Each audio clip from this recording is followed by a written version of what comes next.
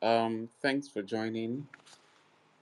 Thanks for taking our time to join this conversation.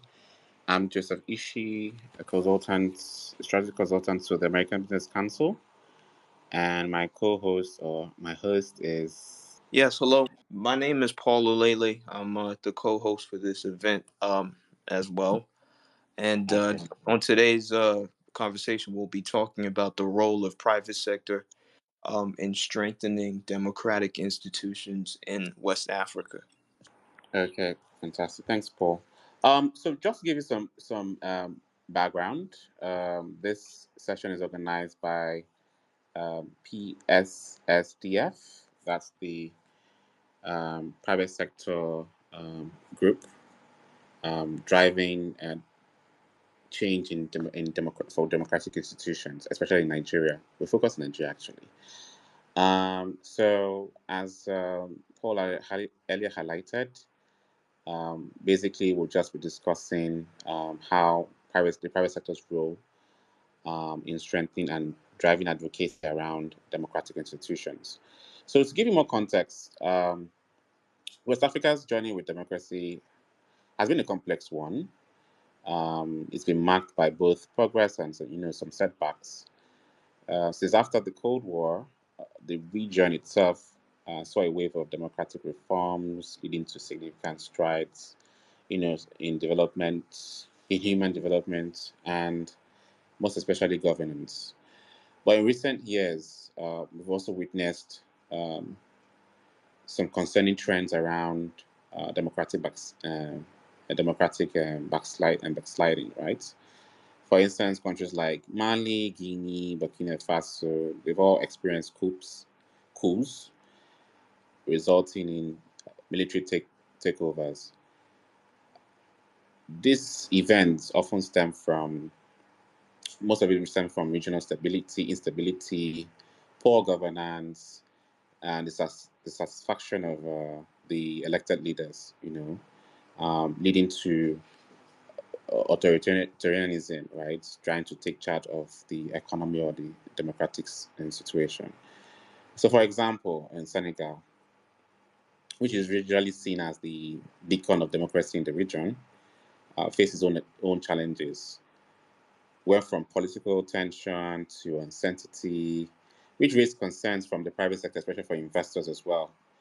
But despite these challenges, they were able to, overcome the um, the situation, and we've seen a very peaceful presidential election making a return to stability. So that's a full context about the this political climate, or democratic climate within West Africa, and why this conversation is very critical in strengthening democratic institutions.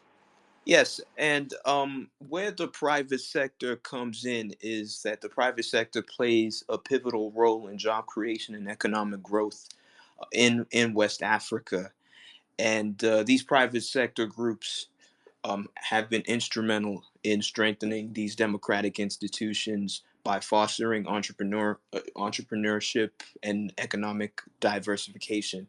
Um, Inclusive governance is crucial for the private sector, and it relies on stable and democratically accountable institutions for overall development and business success. This is why the role of the private sector extends beyond economic institutions, and it also serves as a key ally in pursuit of democratic resilience, stability, and development in West Africa.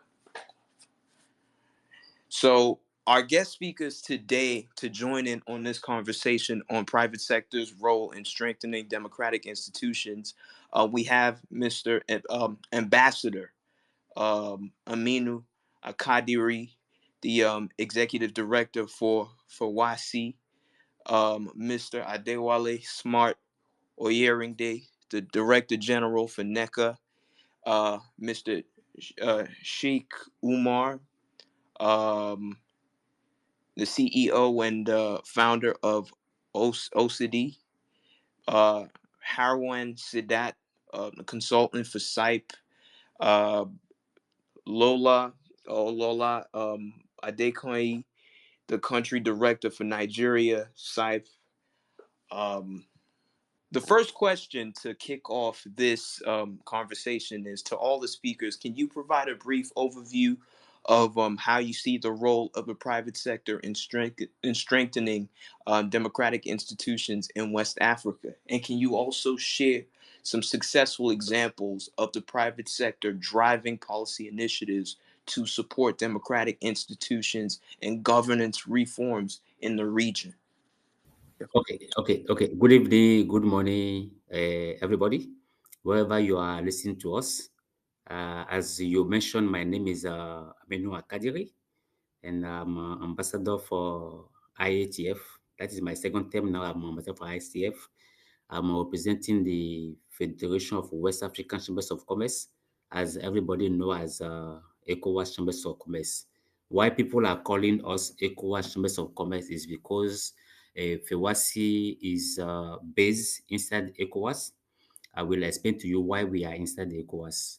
We are formed by national chambers of commerce in West Africa, from Nigeria to Senegal, even with Mauritania, because when FEWASI was founded, it was net 72, even before ECOWAS. And private sector played, as I was not born that time, but I got the information that private sector played a lead role behind a Nigeria president, a Togolese president, to push to have a ECOWAS be funded in West Africa. So that's where you can see the linkage between politic and private sector actors. So we were funded since then. We were at ECOWAS. Why are we in ECOWAS? Is because our value proposition is to influence decision. Why we are influencing decision is that we believe that we cannot, as private sector, work if we didn't have enable business environment.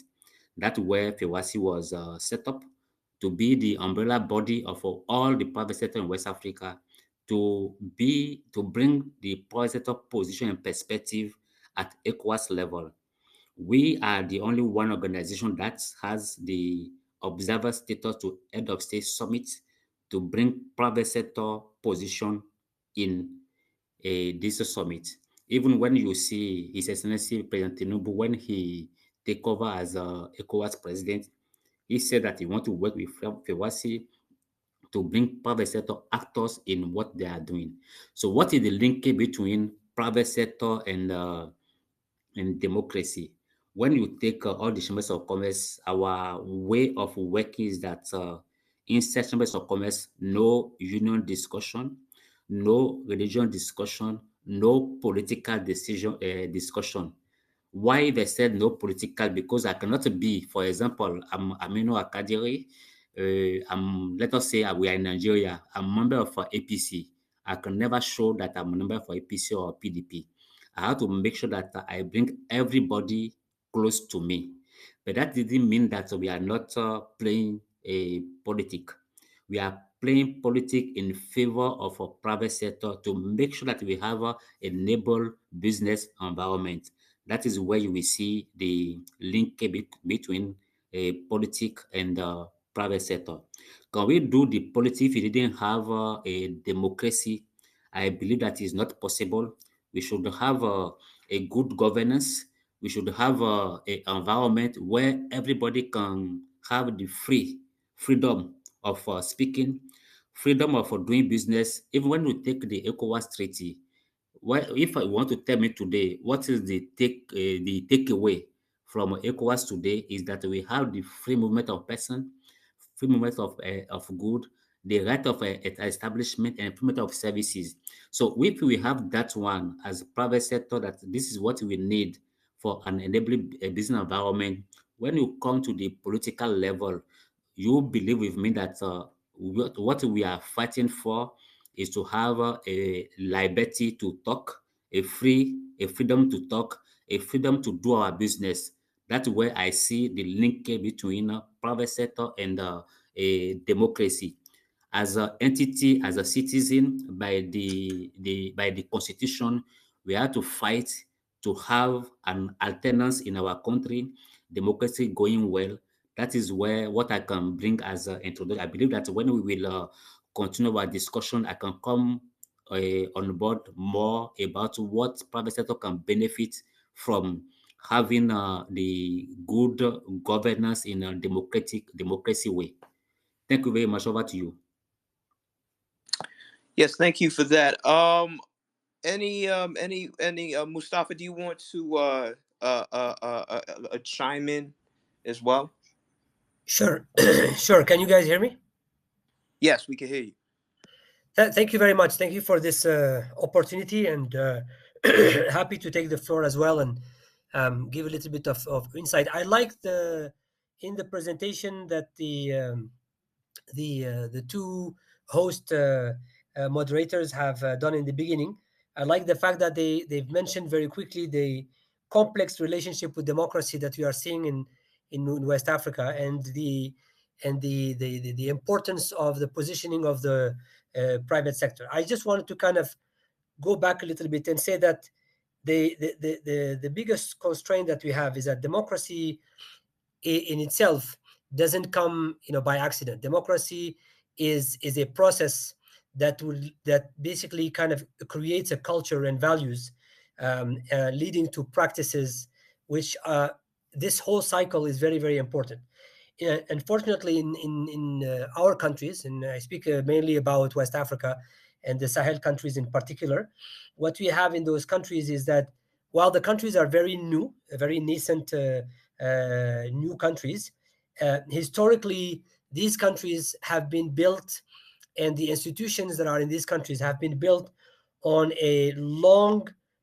So even though the countries themselves are born from, I would say, 1960, from the independence on, I would say up to the early 80s, these countries have experienced, after the colonialism, neo-colonialism, military regimes, and so on, which I think have also created a culture and created those values and practices that are not compatible with democracy. They are really authoritarian regimes that have kind of founded the institutions that we have in those countries.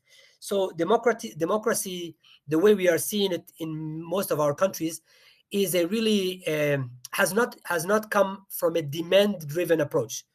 It's something that the governing regimes or the powers in place have accepted to put in a as an item on the checklist to please international community and international donors. I don't think there was a rise, as we saw in other places, from the ground. I think the rise, and I will speak about this a little bit later, is coming now.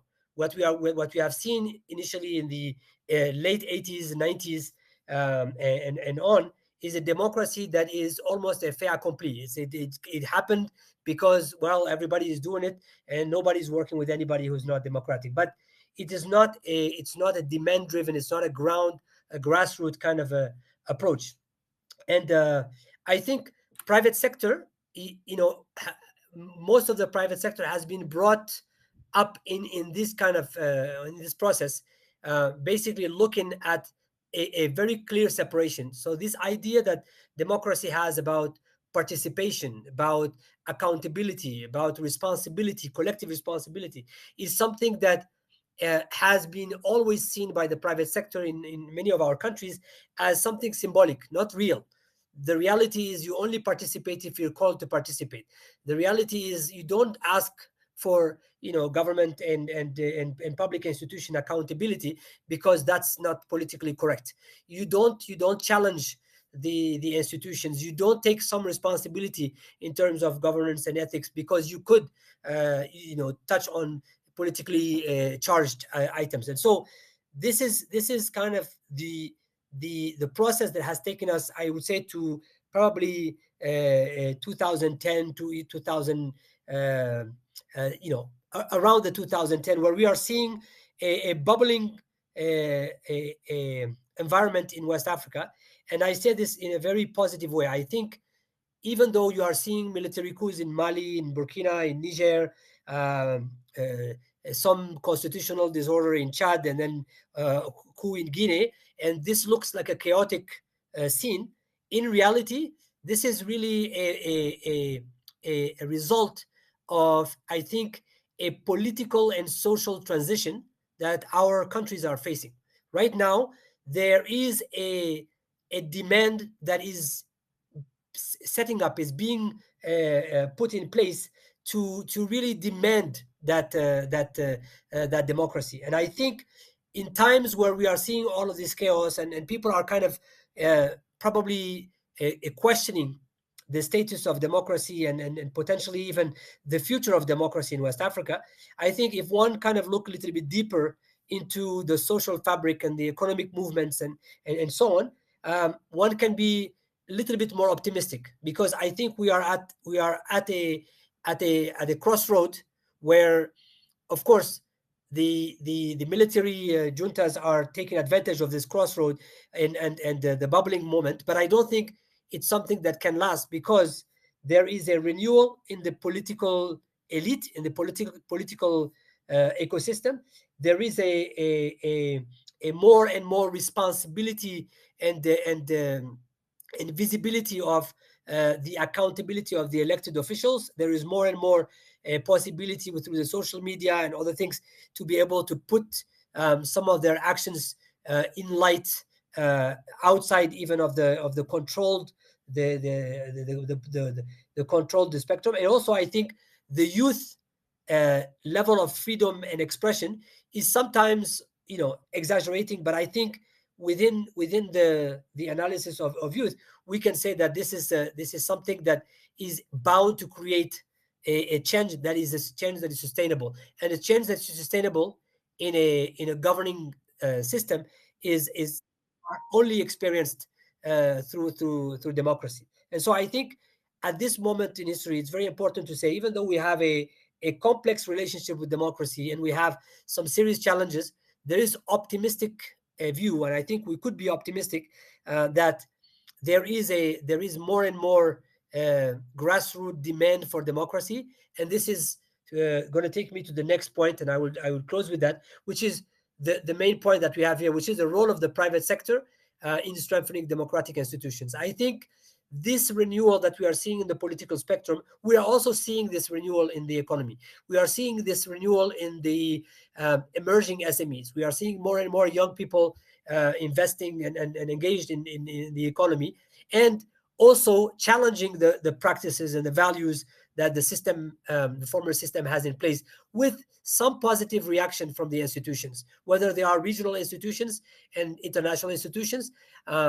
They still are having reactions, and they're engaging more and more. And so we are seeing, I think, in many years, we are now seeing more and more public-private dialogue that is more sincere. We are also seeing more and more publication from the private sector that are constructive. They are criticism, but they're constructive criticism, and that calls for that collective responsibility. So I wanted to kind of bring us to this idea that we can all talk about the bad state of democracy right now, and in West Africa, but I think we should start with this idea that there is hope, and this hope comes from the accountability and the demand that is being done by the private sector, by the youth, and by civil society in general. And I'll stop there and give the floor to the other colleagues, maybe to answer more specifically on examples, if you want later. Thank you. Thank you for that, Mustafa. We like to welcome Mr. Adewale Smart Oyeringde from NECA to the conversation, and we'll like to focus now on NECA, and what ways can NECA influence policy making to enhance corporate governance and transparency in Nigeria. Okay, thank you very much, and good evening to the ladies and gentlemen on the call. I think for us, basically, what we do, it will flow from my response will flow from the drivers of NECA's activity. As you are well aware, we are the foremost business membership organization in Nigeria, and we achieve our objectives of promoting enterprise sustainability and competitiveness through research, evidence-based advocacy. And one of the ways we have continuously influenced and that will still continue to influence policy making is through research-based advocacy. Research that is driven not only by local activities or local dynamics, but research that also has a very high dose of international content through our partnership and collaborations across the world.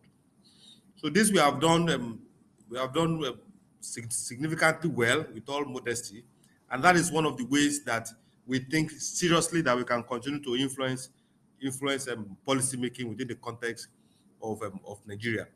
The international component of it, if you permit me to share an experience, during COVID-19, when COVID came and it was a novel disruption. So the world wasn't prepared for it. Though the response rate for Europe, America, and other developed nations was very swift, but Africa suffered a bit within the context of our response. And one of the things we did in our research was to leverage on our partnership with the International Labour Organization, leverage with our partnership and the research we have conducted with the International Organization of Employers and other global partners to look at what exactly are the immediate responses or activities that have driven some level of stability in those climes. And those were made available to us. We were able to sieve it, distill it to what can be operational at the local level, and we share this research and these policies with the government then. And it's instructive to know that even the presidential committee then on COVID actually also commended our intervention. So for us, it is more of research, evidence-based research that has helped us in driving policy making, influencing policy making, and that is an area I think we have a bit of strength, and an area that we think can continuously be very important in the context of shaping policies within the context of Nigeria. And this also we have also stepped up within the context of corporate governance. Our partnership with SIPE is also very instructive because we're also deepening our engagement with SIPE in the context of ethics, in the context of things that are quite germane to business now. Even at the international level with the International Organization of Employers, we're also looking at business and human rights. It's also part of deepening the conversation within the context of ethics, within the context of corporate governance, and within the context of transparency in Nigeria. Those are the brief I probably want to share for now. But the foundation of it for us is evidence-based advocacy that has proved to be very potent in driving or influencing policymaking in Nigeria. Thank you. And a follow-up question would be, how does NECA address the challenges posed by democratic backsliding in the region to protect the interests of employers? Well, for us, it is a bit easy because NECA has, over time, we've been apolitical. So our interventions, though sometimes might be driven by principles, deep principles of appropriateness, this deep principle of fiscal discipline, deep principle of doing the right things at the right time. So for us, while we've witnessed significantly democratic backsliding within the context of this environment, our known position to be apolitical have also helped us so that successive governments, in whatever context, they've come to realize that when NECA speaks from a strong position of principles and not because there is we have any affiliation or we have any direct or indirect connection with any political organization. So that has helped us a bit. Have we achieved all our objectives within the context of solving these challenges? Absolutely not. The environment remains challenging, but we are also deepening our engagement strategy, evolving within the context of our engagement so that we continue to get as many reliefs as possible for employers within the context of Nigeria. Is there much more to be done? Absolutely, there is a lot to still be done. Have we achieved moderate success? Yes, we have achieved moderate success within the context of the challenging environment, and we think within the context of our limitation also. So those are the hows, how we have been able to address some of those challenges, or the multifaceted challenges as we call it sometimes. But definitely we are poised to do more as we continue to strengthen our own capacity, internal capacity, and also build collaboration across civil societies, build collaboration across organizations like SIBE and many others that can help us to deepen our capacity to engage and to resolve these issues for organized businesses in Nigeria. Great.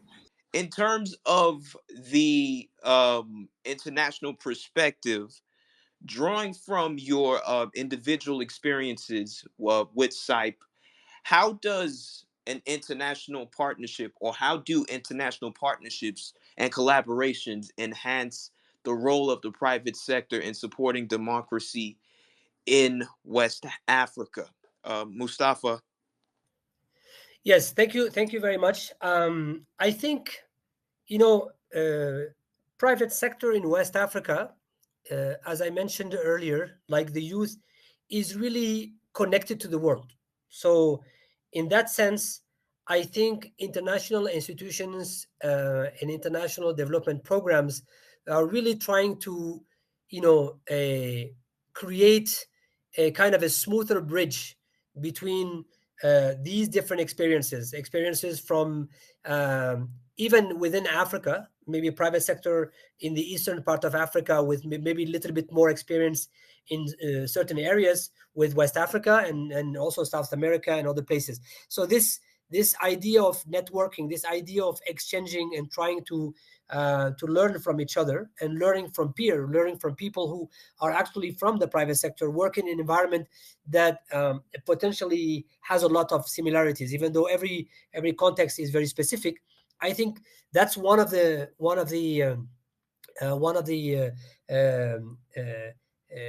things that the international institutions, international partners bring to the table. The second thing is, of course, trying to support these organizations in this initial phase of transition. A lot of the private sector organizations, especially the representative organizations, business associations, are now trying to go and do a full-fledged advocacy process, and that advocacy process requires technical expertise, but it also requires funding. It requires a funding that allows to engage in a process that is not a very short-term process. It's a process that takes a little bit longer for these organizations to also provide services to their members, to be able to really create a sustainable infrastructure within these associations that can serve democracy and continue to engage the private sector. I think this is also something that a lot of our organizations do, and we have examples. We have successful examples. For example, in Senegal, we worked with a very small organization that is present in all the regions and it represents informal sector. And through the work with this specific organizations and basically linking this organization with both technical expertise in terms of how to do advocacy, how to manage business associations, how to create services and manage membership systems, how to also network this organization with organizations in other parts of Africa. We managed to move this organization from in French we call it a mouvement, which is basically opposing a striking kind of entity to an entity that is engaged in constructive dialogue and defending with the principles and the values of democracy its members, to an organization that today has increased its membership, is providing different services, is using internet and the technology to offer space for its members to be able to sell, is actually regularly meeting with the government, is publishing information about the economy, is working with the government as partner to move from informal to formal sector. So this is an example of helping organizations, working with organizations to be able to move from that symbolic participation that historically was inherited from the military regimes and the fake democracies, to organizations that are really part of this demand driven approach, and they are part of strengthening institutions and strengthening democracy, and democracy that delivers for its citizens. Now, thank you for that. Now, you mentioned all the success stories that have happened in Senegal, and it's, without further uh, or it's without question that Senegal has made a lot of strides with democracy, especially with their new president. But shifting the focus to the Nigerian context, what are some of the key challenges that the private sector faces in contributing to these democratic institutions in Nigeria? And what opportunities exist for overcoming these challenges? And this question is also posed to Ambassador Aminu Mustafa and Mr. Adewale. You could chime in on this topic as well. Yes, Mr. Moderator, if I can take over since Mustafa and the other just spoke before me, I think I may return back to you the question by asking what is the value of democracy for private sector. When we take that one as the best practices in the world, we can easily find what you're asking about in Nigeria. For us, at the Federation of West African Chambers of Commerce, we believe that the value for private sector to have democracy is to have a stability and a predictable environment where democracy provides a stable and predictable environment for business to operate and invest. That is first. The second is to have the rule of law. Then democracy ensure the rule of law, protecting property right and contract, and enable business to operate within the region. Is mainly like transparency and accountability that Mustafa said before, protection for individual rights, encouraging innovation, promoting economic freedom. If we didn't have all this one that we know as the best practice among the world, we cannot talk about democracy in our region. How can we foster competition among private sector? How can we encourage or support entrepreneurship or encourage social corporate responsibility? I believe that when we have all of these instruments put in place, we can have democracy supporting private sector, where private sector can benefit from the stable environment, predictable environment, enable business environment where private sector can thrive, innovate, and contribute for economical growth and development. I believe that when we have all that one, we can now come back to our country, Nigeria, and see, are we on the right way of this best practices in the world? Yes, we have the freedom of talk, the freedom of movement, but what can we benefit from this best practice and bring it back to our country so that we can provide enable business environment for private sector? Over to you, Mr. Moderator. Thank you so much, Mr. Adewale. What are some of your thoughts on this as well? What are some of the key challenges that private sector faces contributing to democratic institutions in Nigeria, and how can they overcome these challenges, and what sort of opportunities exist for them to overcome these challenges, Mr. Adewale? Uh, Mr. Adewale, I think he might be having some technical difficulties. So, Mustafa, we'll go over to you.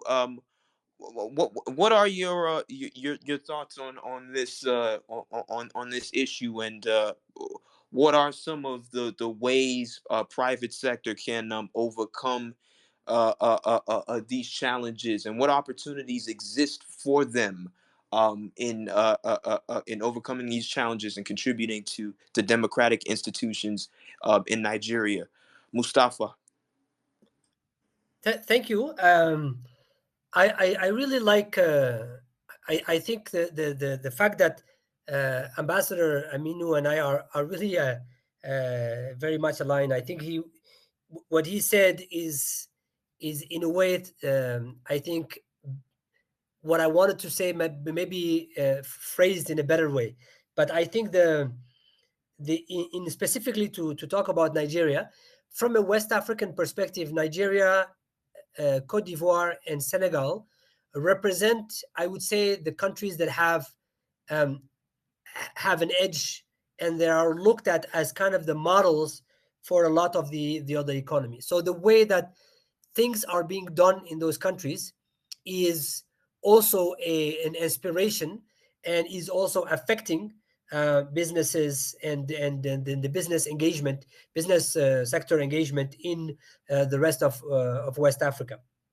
I think right now we see that Nigeria is offering a space in which I think the private initiative, creation of businesses, innovation, investment attraction, all of these elements are now put in place, and there is a high interest beyond just the fact that it's a big consumer market.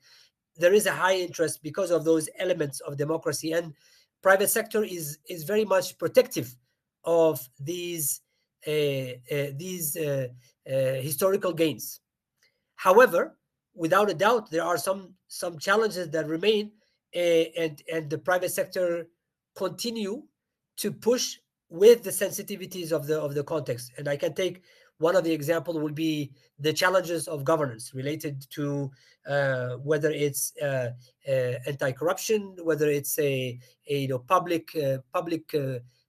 public management accountability systems, transparency, public procurement. All of those elements remain areas in which improvements have been done, but a lot of the improvement remain to be done, and they are creating a risk not only to the progress, but they are putting risk to everything that has been gained throughout the public-private dialogue and public-private engagement in those countries. And I think a lot of our countries are looking at how Nigeria, Cote d'Ivoire, and Senegal are actually trying to challenge and engage with the public institution on this, and how strong the institutions are.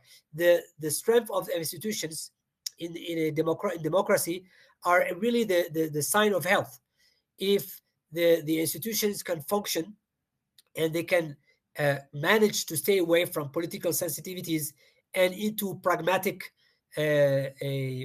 pragmatic and focus on inclusive development approaches, rather than the political tendencies, or regional, tribal, etc. Tendencies. That's a sign of health in our countries. And I think Nigeria is leading the pack. So in French, we say that if you are in a position, you often think that you are very bad because you only look at your position. But if you compare to yourself to the rest of the pack, you realize, I'm not well, but I'm not in a very bad shape. I think Nigeria is really in a situation where private sector is more and more involved. Definitely not to the point where they should be. And I think some of it is the fault of the private sector. Some of it is the fault of also the public institutions that still have that legacy of the history of the country. But definitely there is a lot of progress and a lot to be capitalized and to be contained. Mr. Moderator, if you allow me to quickly jump in after what Mustafa said now. You see, you believe that Mustafa and I, our background is French-speaking country. And the way we are seeing Nigeria especially is that we believe that the government give room to private sector to being able to bring its perspective and position in what is going. I believe that if you want to talk about democracy in Nigeria today, is to look at the way private sector has his say in the political decision.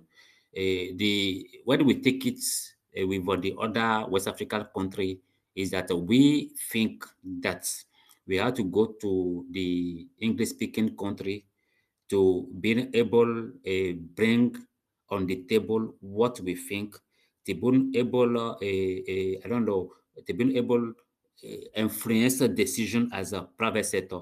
Today in Nigeria, if private sector said we don't want this, I believe that government will follow what private sector is saying. What is not same thing in other West African country. I think that democracy is the way of day by day we are improving our way of understanding. Bring the private sector perspective is that we as private sector, how can we be in support with the government, with academia, with the researcher to have an enable environment for investment, to have a enable environment for free movement of for people and the right of establishment. Over to you, please. So just a question though. So just to play devil's advocate, because I know that speakers have shared, emphasized the need, why private sector needs to get involved in democratic initiatives.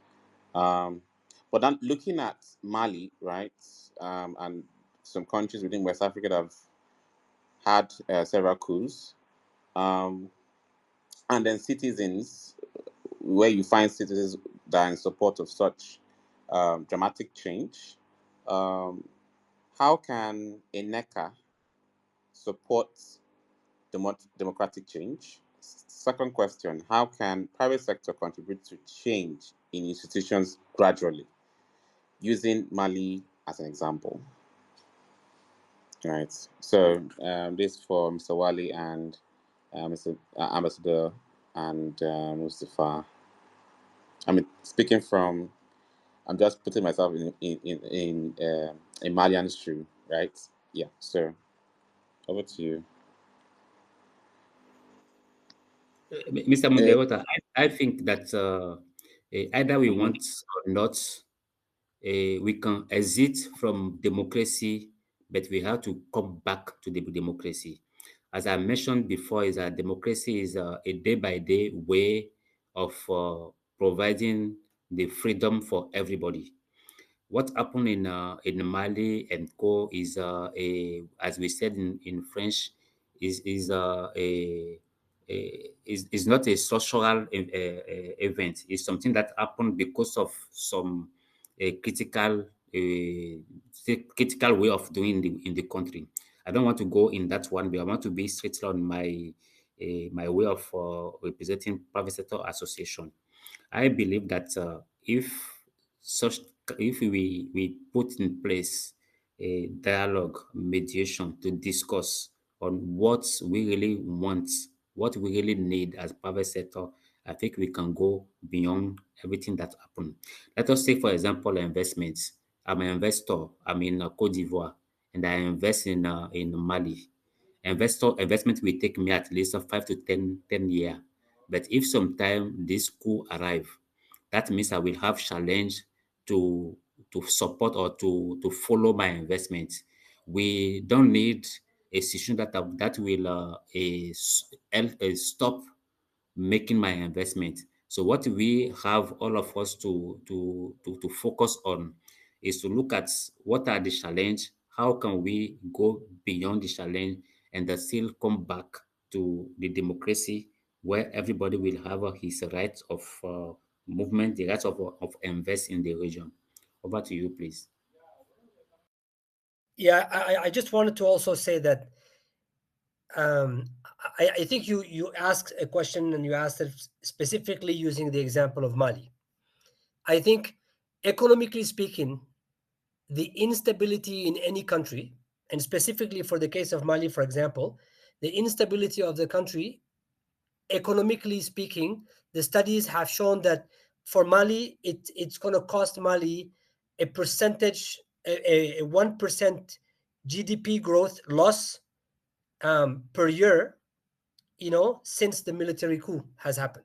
This is not because it's a military coup. This is because of the instability itself, because investors, because of the economic activity, and because of a lot of projects that they were actually going to happen have been paused to see what's going to happen in the country. So instability in general, whether it's in Mali, in other countries, is not economically viable, neither for the private sector nor for the country, if those who are governing the country are economically equipped to understand the impacts on the overall economy, right?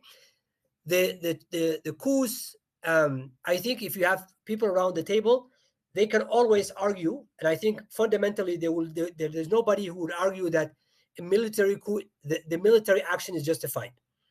But they'll always say that a situation in a country would lead to social and political unrest that has to be resolved by the institutions, democratic institutions that are in place. Failure of having these institutions will lead to other options, and the military option is one of them. Using Mali and using Guinea, Conakry as examples, when the dialogue has reached a certain level where the institutions are no longer or have not been able to function, then there is the democratic framework that we are calling democratic framework did not exist or is not strong enough to be able to handle those kind of movement. And what we want for our countries, Mali, Guinea, and other countries, is we want the process to take place in a way that with time, the institutions actually mature up, just like a child. Instead of, they're crawling, they can stand up and walk, and then they can actually really end up being up and solid. Right now, we have institutions that are still at that first stage, and every time they are challenged, the institutions are not able to handle this. And that's not a default of democracy. That's the default of level of democracy in which we are in, compared to the need of both of the private sector and social needs that are becoming more and more urgent. So I think it's very, very important to not always think that because these countries have gone to military coup, it is a dismissal of democracy, or it is also a lack of people's will to be able to reinforce it. I think it is really the not giving the time necessary for these institutions to function, and not having the governing people in place to be able to understand that, one, instability costs a lot of money. Second, it's important to have an inclusive participatory process, because that will fast track the strength of the institutions, which is going to be needed at some point when there is instability. I just wanted to add that to make sure that we don't stay away from just the fact that instability is immediately, a dismissal of democracy, or maybe the lack of will or interest of private sector or civil society for democracy. Thank you. Thank you. And now we would switch over to the audience participation. So if any of you in the audience want to ask any questions, you can request. You could request to get on stage and you give or add your 2 cents to this conversation right now. Or you could just indicate by raising your hand. So Oh we could yes, just raise yes. Yes, please indicate by raising your hands. That would actually make the process simpler. Hello. Well, I guess not too many people want to chime in on the conversation. So we'll proceed to round off this or round up this conversation on private sector's role in strengthening democratic institutions. And pretty much just to summarize all that has been discussed during this hour-long conversation, it's without a doubt that private sector is really key um, for democratic institutions and for democracy across several African countries, particularly in Nigeria, to thrive. And this is what several organizations are taking part in to strengthen this role in terms of improving democracy in Nigeria. And as such, we would like to thank the speakers who've joined in on the conversation. today, Mr. Adewale Smart Oyering Day, the Director General for NECA, Ambassador Aminu Akadiri, the Executive Director for WASI, and Mustafa Harun Sadat, a consultant for SIPE. We thank you all for your thoughts on this conversation, and to keep up to date on what we're doing at the Private Sector Development for Democracy Forum, please follow us on our social media platforms on Twitter at PSDF or PSDdF. PSDD Forum. Yes, PSDD Forum on Twitter, and on LinkedIn we are available as the Private Sector Development for Democracy Forum. So follow us on LinkedIn and Twitter to keep up to date on upcoming events that we would be hosting in the next couple of months. My name is Paul Ulele, and special thanks to as well to Joseph Ishi. Joseph, any last words? Not for me. You said it all. I also want to thank SIPE for the partnership, and also the American Business Council for the partnership as well. Thank you, everyone. All right. Thank you, everyone. And we'll see you on the next one. Thank you. Thank you very much. Thank you. Yeah. Bye-bye. Thank you very much. Yeah.